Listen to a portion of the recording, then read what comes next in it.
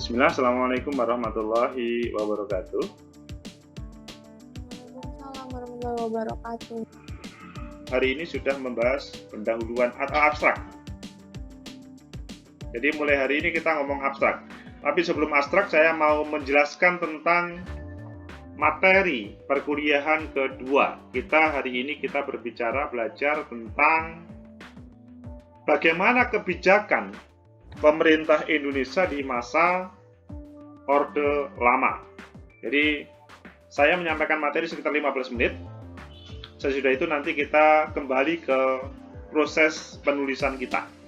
Gitu ya.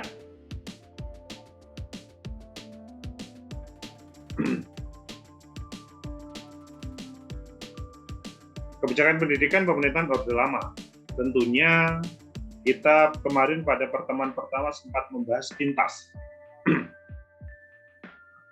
Ini sepintas yang kita bincangkan kemarin pada pertemuan pertama, bahwa ada yang namanya kebijakan Orde Lama, Orde Baru, dan reformasi pada saat ini, meskipun tema kita fokus kepada reformasi pada proses pendidikan ini. Ini adalah 4550, berbagai regulasi yang ada. Meskipun ini mengambil dari sebuah artikel dan sebetulnya malah lebih menarik, lebih update karena dia mendasarkan pada penelitian yang terbaru. Regulasinya juga sudah jelas. 45/50 sistem persekolahan sesudah Indonesia Merdeka yang berdasarkan suatu jenis sekolah untuk tingkat pendidikan seperti pada zaman Jepang tetap diteruskan. Sedangkan rencana pembelajaran pada umumnya sama dan bahasa Indonesia ditetapkan sebagai bahasa pengantar di sekolah. Ini adalah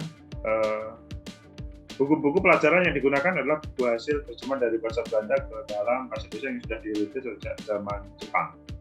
Jadi kawan-kawan, berbicara pemerintahan Orde Lama atau Indonesia Merdeka, itu bukan mulai dari nol dalam menampilkan sistem pendidikan yang ada di Indonesia, tetapi berasal dari pengalaman terakhir ketika dijajah oleh Jepang dan Belanda, khususnya Belanda yang lebih lama dalam hal pendidikan.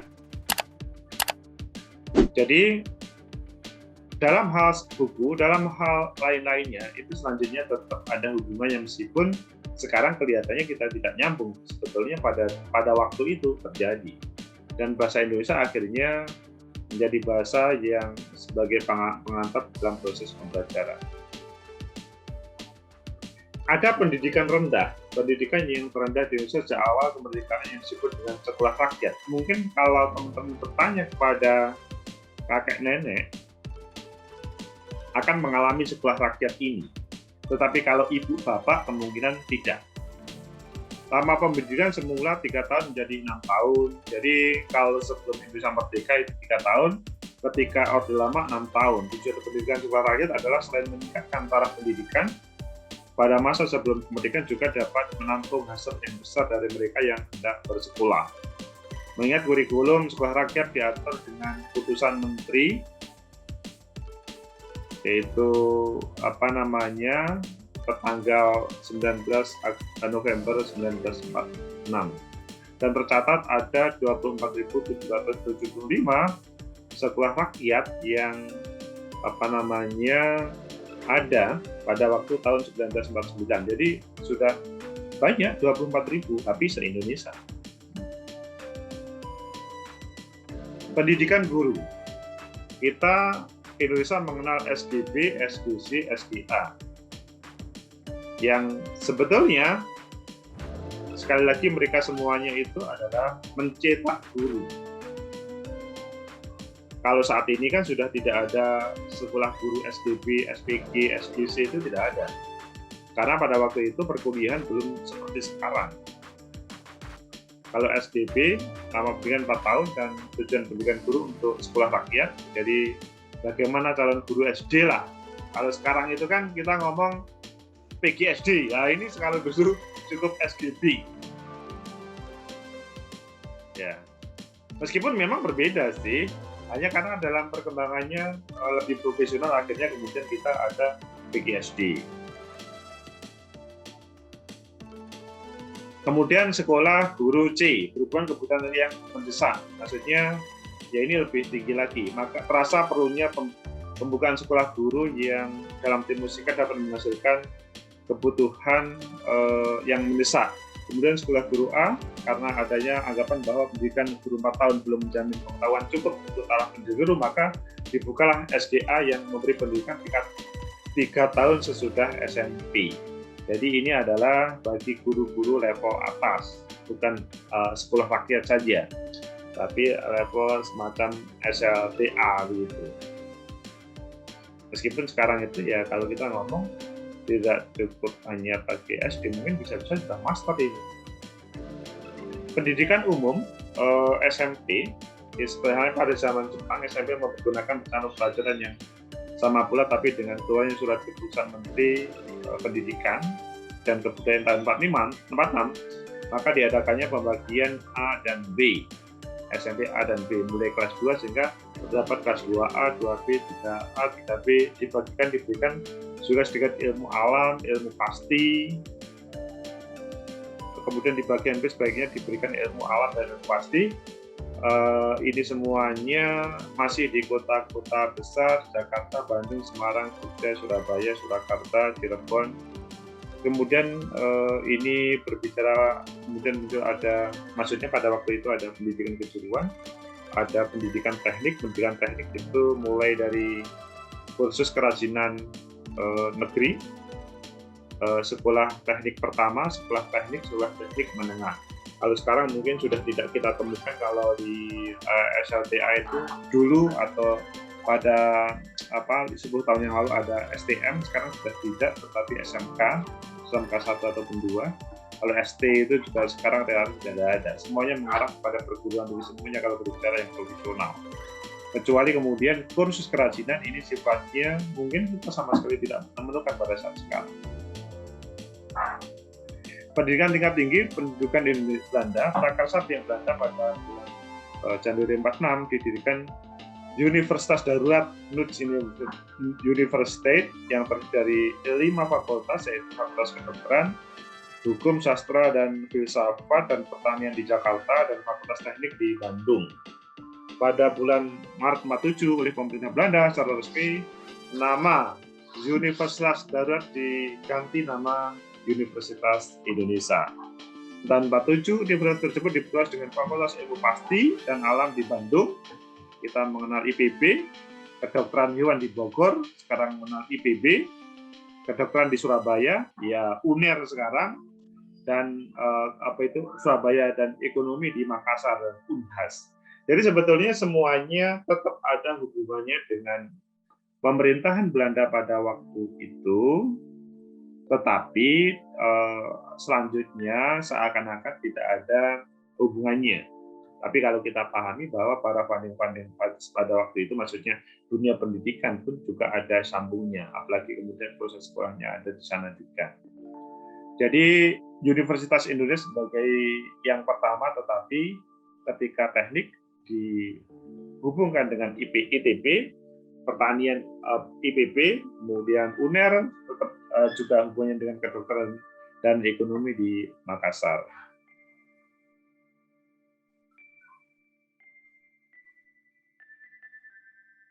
Tanggal 5 April 1950 dikeluarkan Undang-Undang Nomor 4 Tahun 1950 mengenai dasar-dasar pendidikan dan pengajaran di sekolah oleh Presiden. Dalam Undang-Undang 450 disebutkan, tujuan pendidikan nasional Indonesia adalah membentuk manusia yang susila, yang cakap, dan warga negara yang demokratis, serta bertanggung jawab tentang kesejahteraan masyarakat dan tanah air. Hal ini berarti bahwa setiap persekolahan pada waktu itu harus dapat menanamkan dan mengembangkan sifat-sifat demokratis pada anak didiknya. Berbeda dengan zaman Belanda yang sifatnya yang demokratis itu relatif tidak ada.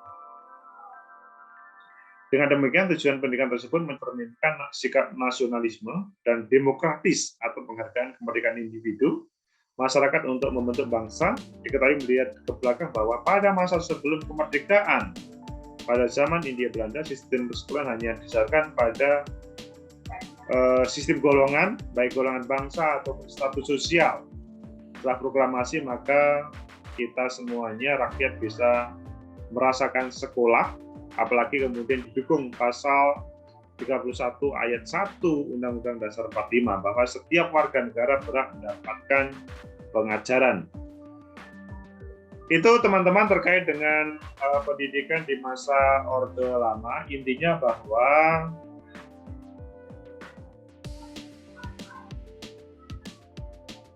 pendidikan Orde Lama itu terjadi pada generasi-generasi awal Indonesia merdeka.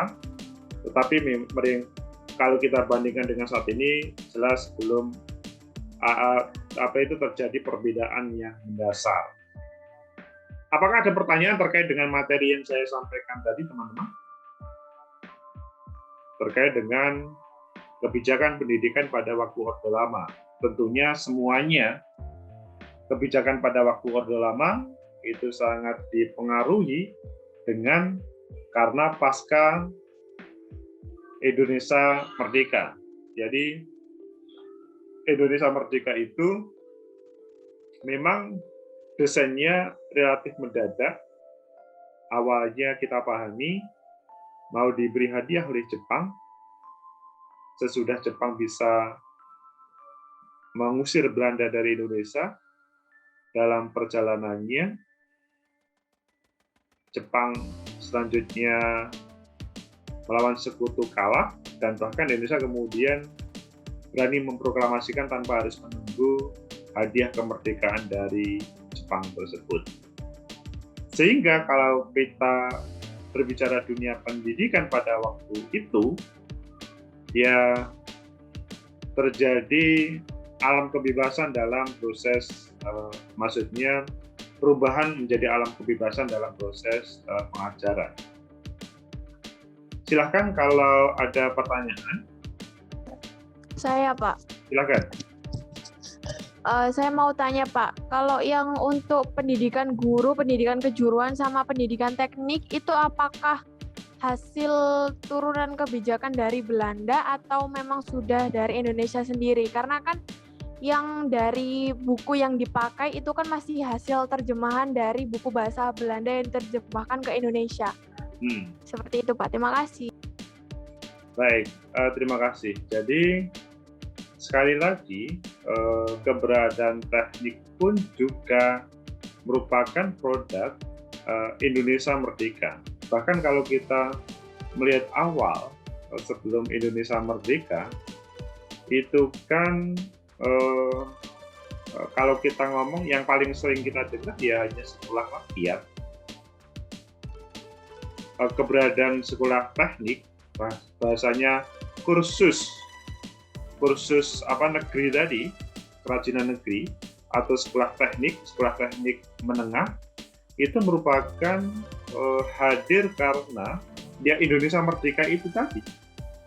Meskipun sekali lagi mungkin berbicara referensi yang ada, memang semuanya berproses ya.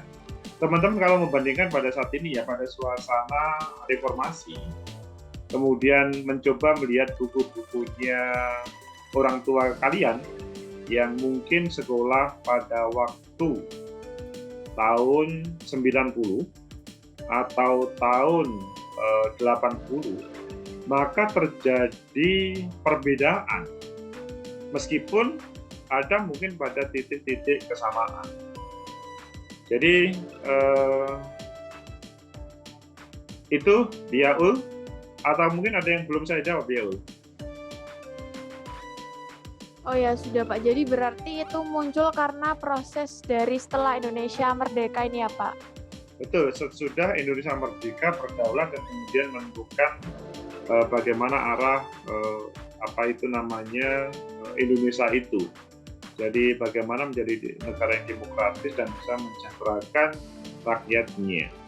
Meskipun pada awal kalau kita ngomong perguruan tingginya, ya bukan sekolah atau tekniknya, tapi perguruan tingginya, Ya cikal bakalnya ya UI itu, tetapi kan sebetulnya bukan UI saja, semuanya tetap ada hubungannya dengan taruhlah para pengelola pemerintahan di zaman Belanda pada waktu itu. Jadi kalau teman-teman bermain ke UI atau UNER, bahasa-bahasa Belanda itu masih ada, karena bagaimanapun memang para ilmuwan awal dia tidak bisa kemudian diputus pada waktu itu. Itu dia Ul ya. Ya, baik Pak, terima kasih. Terima kasih dia Ul. Ada yang lainnya? Sehingga teman-teman nanti suatu saat teman-teman atau 5-10 tahun lagi teman-teman mengambil kebijakan. Apakah temanya rezim pasca reformasi ataupun yang lain, pasti teman-teman harus bisa mengambil sebuah kebijakan. Keberadaan Bung Karno sebagai pemerintah, atau maksudnya presiden, mampu menampilkan kebijakan yang berbeda dengan yang ditampilkan oleh pemerintah Hindia Belanda pada waktu itu. Dan perlu kita pahami teman-teman, salah satu produknya itu adalah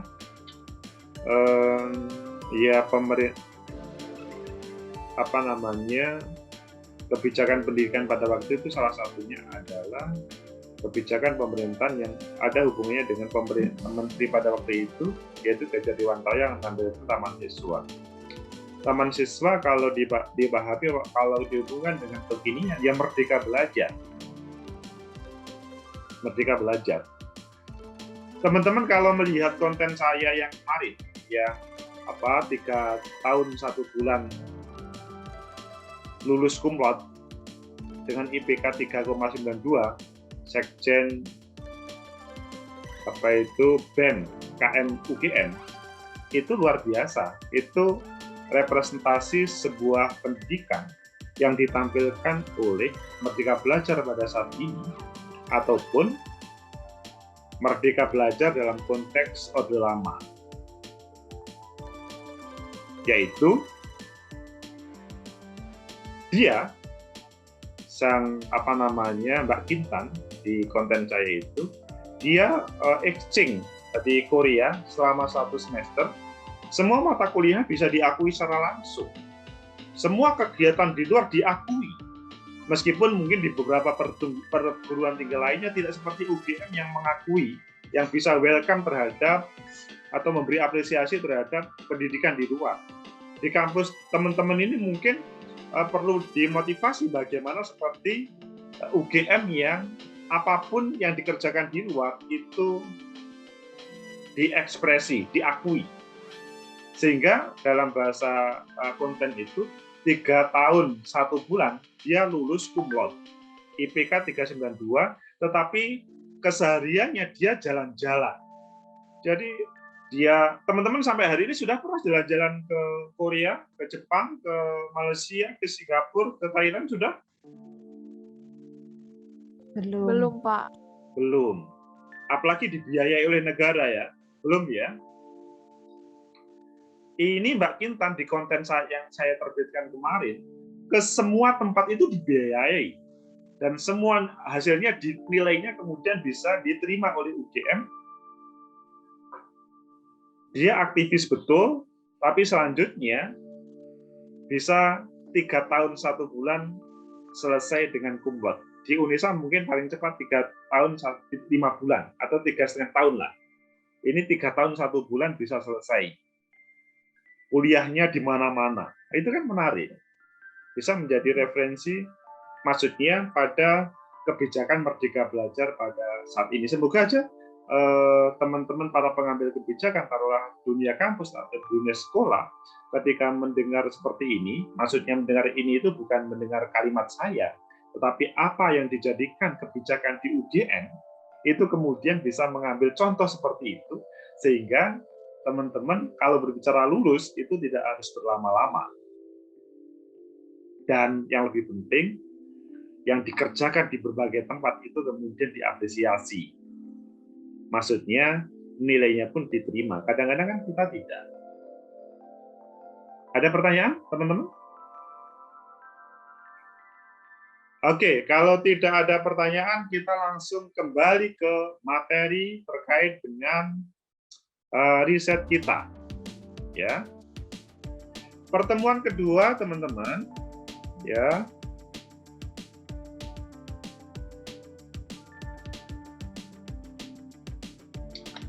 Pertemuan kedua, teman-teman, adalah membuat abstrak.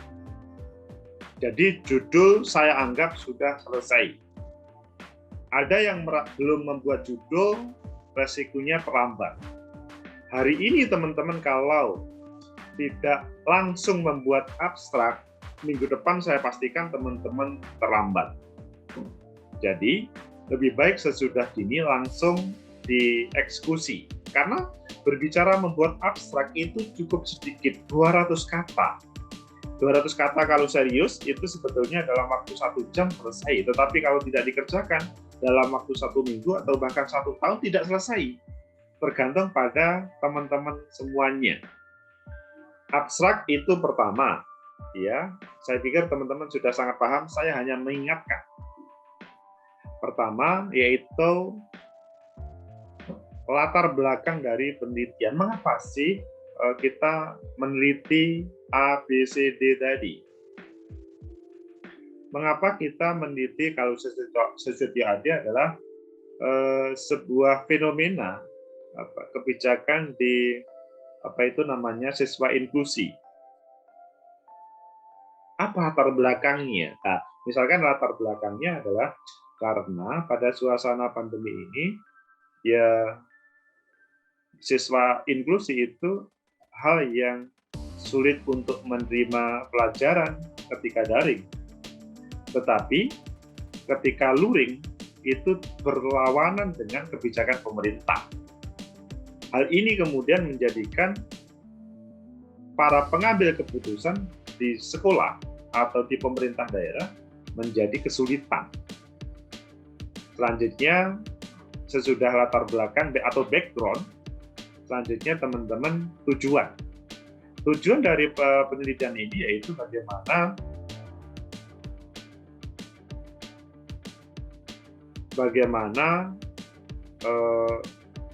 peneliti mendapatkan informasi dari proses penelitian ini sehingga ada jalan keluar dari proses pelaksanaan proses belajar untuk siswa inklusi atau sekolah inklusi.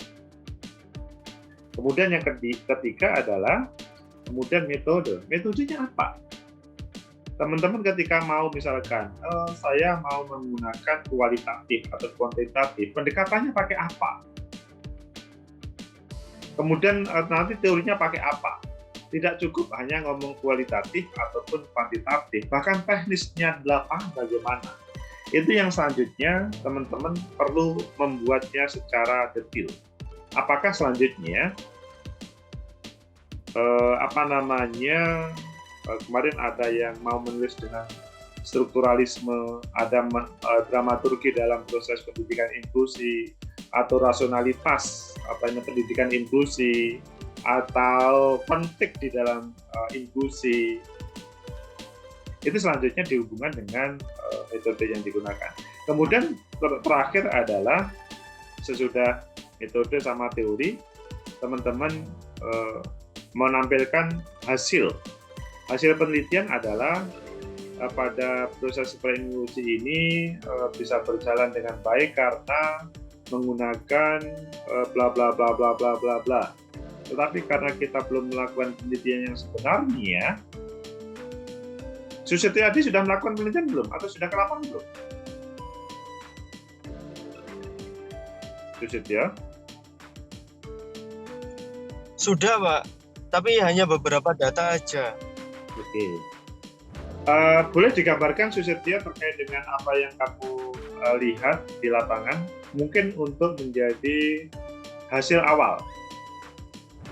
Yang dalam bahasa saya, asumsi awal kalian, asumsi Susetyadi. Apa? Bagaimana? Ya, yang pertama itu pendidikan inklusi ini kan antara itu ya Pak, inovasi dan monoton pembelajaran di masa pandemi. ada yang bilang ini adalah inovasi karena beberapa data yang saya kumpulkan melalui internet itu saya lupa di jurnal apa, Pak.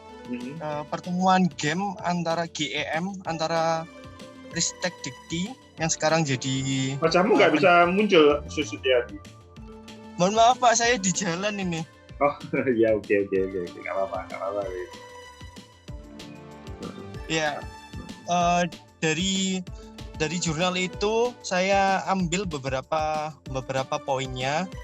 Poin itu saya bandingkan dengan kenyataan, Mbak. Karena di tempat saya itu juga banyak anak yang ABK, anak berkebutuhan khusus.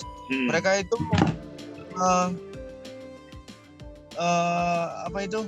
untuk pembelajarannya itu sangat susah.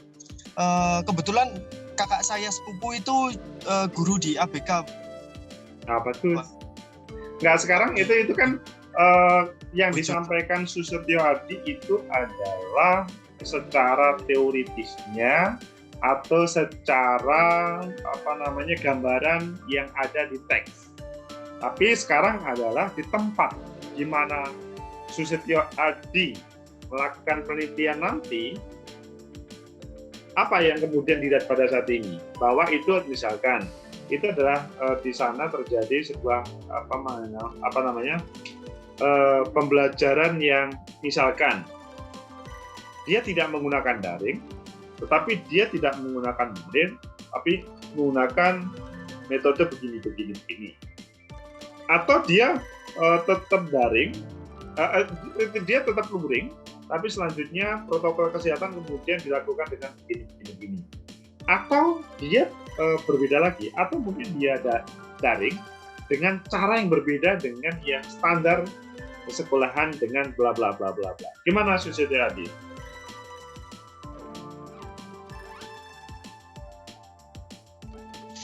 Permisi Pak, boleh diulang nggak? Soalnya putus-putus Pak. Oh, putus-putus. Yang putus itu jaringan saya atau jaringan begitu? Jaringan saya Pak, soalnya saya lagi di jalan Pak. Oke, kita pindah saja kalau begitu Susutyo Adi supaya tidak putus-putus, apalagi putus cintanya nggak bagus nanti. Teman-teman ada yang mau berkomunikasi dengan atau dialog dengan saya terkait dengan hal ini untuk memberikan solusi terkait dengan berbagai permasalahan teman-teman membuat abstrak, karena minggu ini kita membuat abstrak.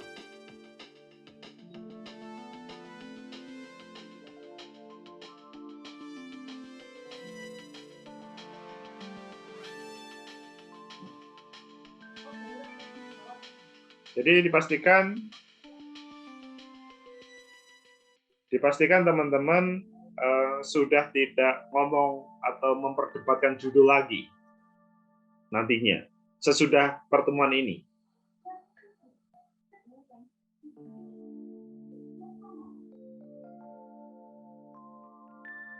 Silakan teman-teman, kalau ada yang bertanya.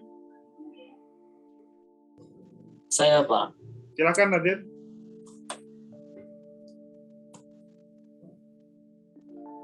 Itu Pak, saya bingung ya Pak ya. Nah saya itu bingung mau pakai teori apa.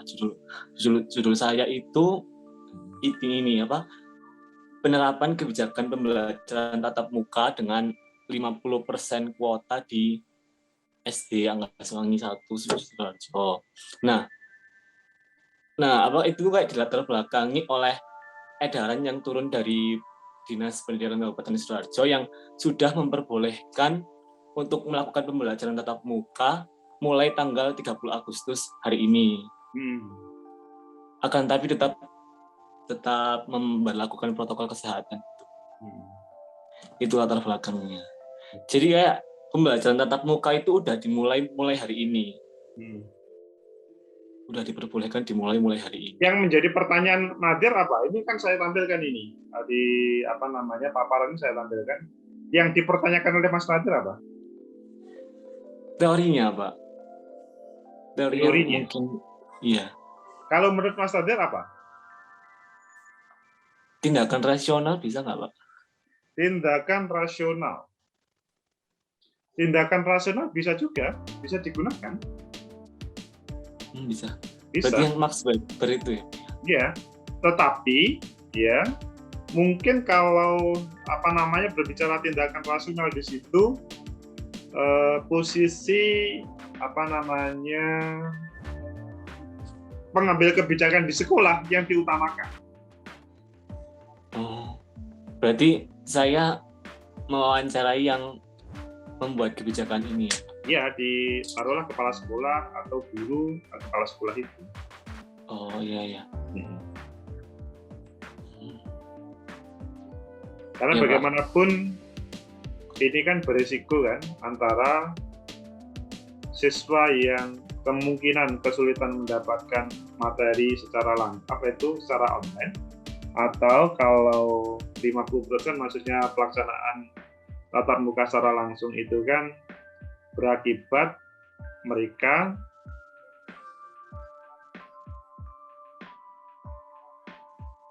ya terpapar COVID kalau tidak hati-hati betul. Iya. Oke. Gitu? Ya, Berarti Pak. ada yang ditambahkan? Ada yang ditambahkan? Ditanyakan tambahan? Cukup? Ini Saya, cukup. Pak. Berarti ini misal saya kan belum penelitian ya Pak ya. Nah itu hasil penelitian yang ditulis di abstrak ini itu kayak dugaan sementara gitu Pak. Iya, dugaan sementara, asumsi awal, Mas. Berarti asumsi saya. Nah, asumsimu. Bisa benar, bisa salah nanti. Oh iya, ya Pak. Nah, Terima kasih. oke, sama-sama. Yang lain silakan. Saya, Pak. Siapa ini? Salsa. Oke, salah silakan. Tadi kan judul saya yang katanya Bapak bahas itu kan saya... Salsa boleh kameranya nyala? Salsa? Oh, iya Pak, bentar Pak. Teman-teman kok nggak suka kameranya nyala sih? Wah, bahaya. Sudah Pak, sudah ya Pak, silakan, sudah nyala Pak ya. Oke, silakan Salsa. Bentar Pak.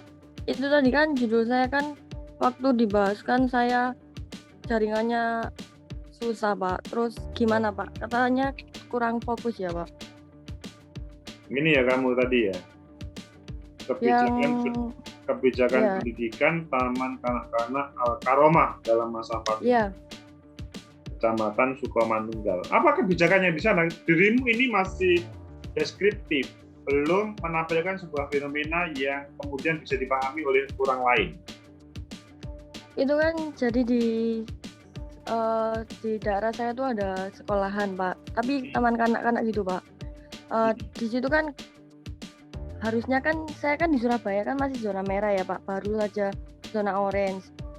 Terus tapi di sekolah tersebut itu sudah mulai ada sekolah tatap muka karena kayak tuntutan dari orang tua wali murid yang anaknya bersekolah di situ. Tapi kayak secara diam-diam gitu loh Pak. Jadi belum semua orang itu tahu kalau sekolah tersebut itu tatap muka.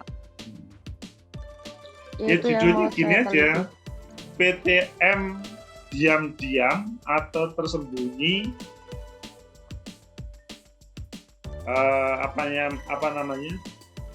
sekolahannya itu taman kanak-kanak ya. PTM diam-diam atau PM tersembunyi pada pendidikan taman kanak dalam masa pandemi COVID. Itu aja. Oh gitu Pak. Iya Pak. Supaya lebih muncul mengapa terdeskripsikan secara fenomenal. Oh gitu. Berarti itu judulnya PTM tersembunyi dalam Taman Kanak-kanak Al-Karomah di Kecamatan Sukomanunggal. Bisa begitu atau bisa kamu lebih haluskan nanti. Oh iya Pak, nanti saya ubah Pak. Oke. Makasih ya Pak. Oke, sama-sama.